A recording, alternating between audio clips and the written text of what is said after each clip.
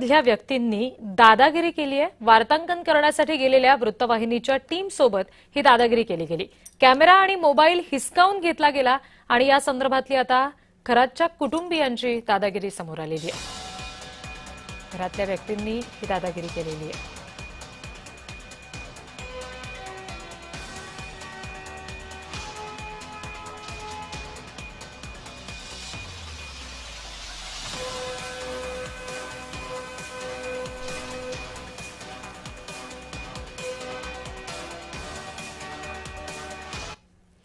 नाशिकच्या अशोक उर्फ कॅप्टन खरात प्रकरणामध्ये संभाजीराजे भडकले। चाकणकरांनी राजीनामा द्यावा, अन्यथा फडणवीसांनी त्यांना बडतर्फ करावं। महाराष्ट्राचा हा विषय आहे, एकट्या नाशिकचा नाही, असंही ते म्हणाले। चाकणकर पाद्यपूजन करतायत, हे अतिशय निंदनीय असल्याचं संभाजीराजेंनी म्हटलं आणि रुपाली चाकणकर यांच्यावर हल्लाबोल केला।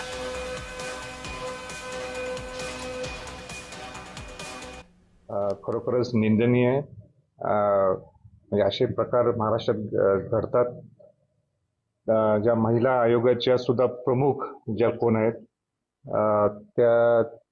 त्यांच्या ट्रस्टच्या त्या विश्वस्त आहेत असं माझ्या कानावर आहे। माझं तर उलट मुख्यमंत्र्यांना म्हणणं हे आहे की ताबडतोब त्यांनी जर राजीनामा, नैतिक दृष्टिकोन राजीनामा जर त्यांनी दिला नाही तर तुम्ही मुख्यमंत्री या नात्याने त्यांचा राजीनामा लगेच घ्या।